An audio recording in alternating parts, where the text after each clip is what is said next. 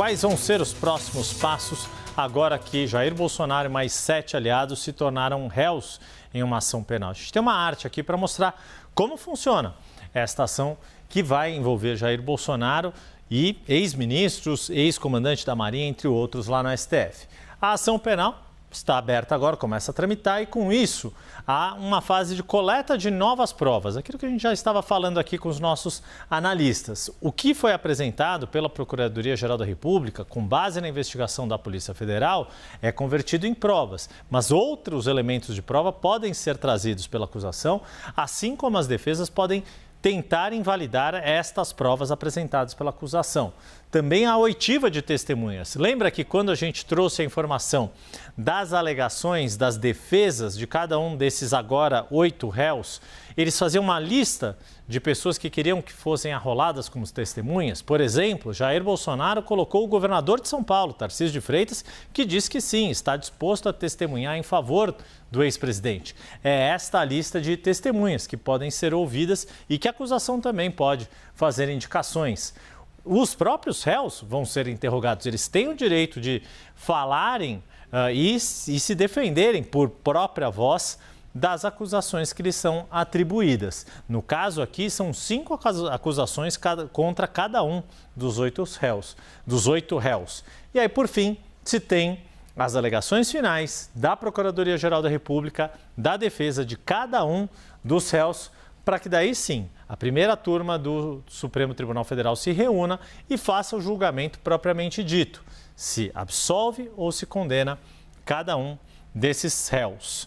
Théo Cury, já aqui na tela comigo, a gente fez uma síntese do que vai acontecer a partir de agora, da abertura desta ação penal e até pegando um pouco do gancho do que o professor Rubens Gleiser estava nos contando, como lá na ação penal 470, que era o número oficial ali da ação do mensalão, como popularmente era conhecido aquele caso, houve um próprio aprendizado, né? O Supremo aprendendo a andar de bicicleta e aí levando alguns tombos, porque era de fato algo inédito na história do Supremo, uma ação daquele porte. Já tinha, claro, lidado com outras ações penais, como por exemplo, contra o ex-presidente Fernando Collor de Mello, para citar outro caso de ex-presidente da República que respondeu a uma ação penal no Supremo Tribunal Federal e acabou absolvido naquele caso, diga-se de passagem, anos depois de ter sido cassado por um processo de impeachment no Congresso Nacional.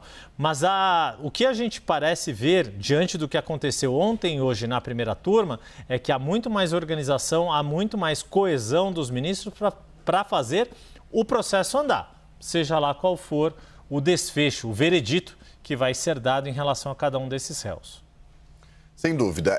E para além dessa concordância interna entre os ministros que você menciona, também com a Procuradoria-Geral da República, a PGR, que apresentou essa denúncia e que sugere o fatiamento dela. O que é o fatiamento? Foram 34 os denunciados pelo Procurador-Geral Paulo Gustavo Goné Branco. Em vez de fazer, como o Yuri mencionou há pouco, o que aconteceu no caso do mensalão, que travou o plenário do Supremo Tribunal Federal até que todos os investigados, depois réus, passassem a ser julgados, a Procuradoria-Geral da República fez o seguinte: dividiu em núcleos, dividiu em 4, 5 núcleos, cada um com X investigados, com X denunciados, para que houvesse uma pulverização e uma divisão mais racional por parte, na hora de analisar essa denúncia apresentada pelo Paulo Goné. Então, a gente viu hoje a análise do primeiro núcleo, desse primeiro grupo, 8 pessoas.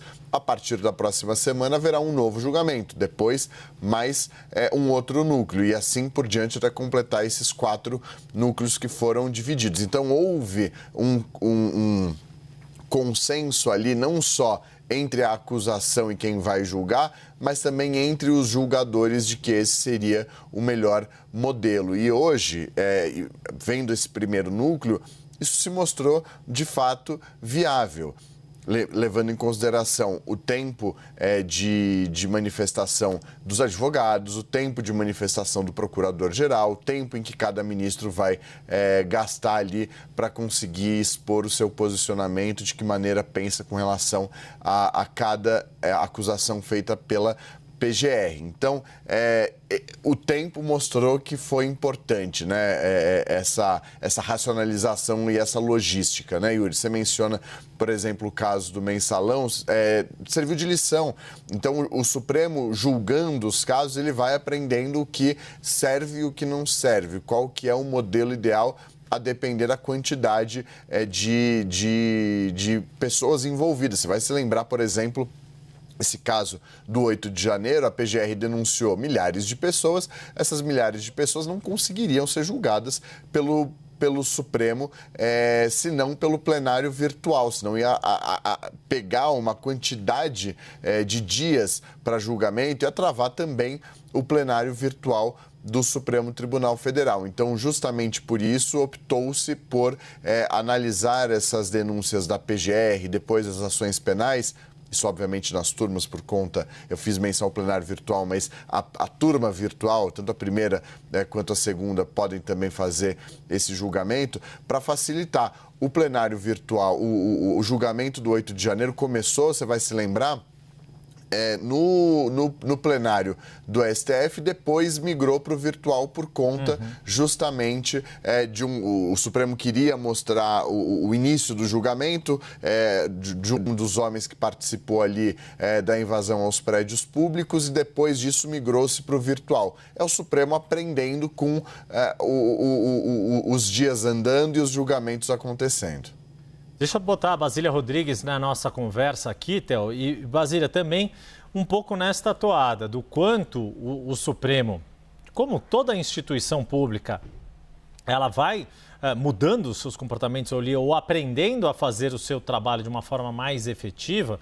Claro que isso pode despertar críticas, pode despertar desconfianças, e não significa que sempre todas as instituições rumam num caminho de melhorar. Por vezes há retrocessos, e para isso faz parte de qualquer processo, de qualquer fenômeno social.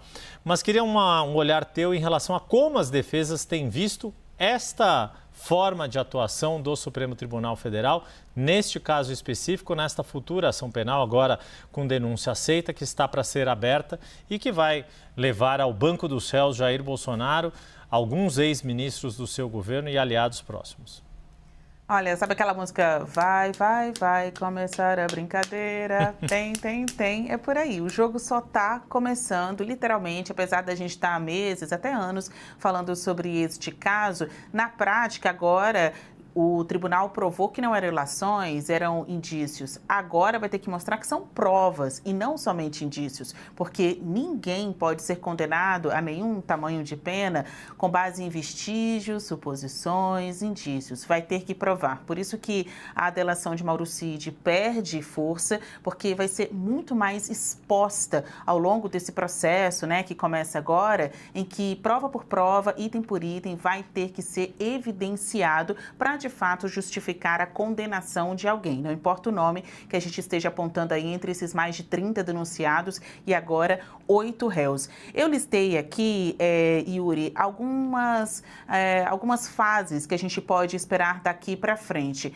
Os advogados já sugeriram ao ministro relator Alexandre de Moraes uma lista de testemunhas. Agora caberá ao relator deliberar sobre isso, se ele vai aceitar todos os nomes sugeridos pelos advogados. A Polícia Federal fará os depoimentos, a própria Justiça vai receber, então, essa avaliação já em fase de julgamento e não mais de investigação, o que estas testemunhas têm a dizer para a Justiça. Além disso, novas provas. A PF ainda não entregou todas as análises do que foi achado nas diversas fases, etapas aí de investigação. Diz que não tem investigação nova, mas, de fato, nem tudo está dentro dos autos. E como o próprio ministro Moraes salientou na sessão ontem, o que não está nos autos não está no mundo.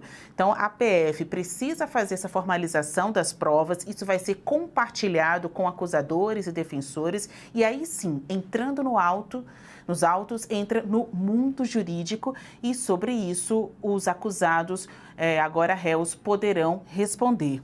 Tem ainda uma obstinação por parte de alguns advogados em pedir uma acareação, como colocar frente a frente Braga Neto, ex-ministro, e Mauro Cid, delator do caso. Fontes da cúpula da Procuradoria-Geral da República acham isso improvável, mas o pedido e a insistência, né, em pleitear isso estará lá. A gente ainda vai aguardar o recebimento, provavelmente, da denúncia sobre os outros núcleos e, finalmente, o dia do julgamento. Não está marcado, mas se você perguntar para fontes, tanto do lado da acusação quanto da defesa, muitos apostam no mês de setembro. Yuri?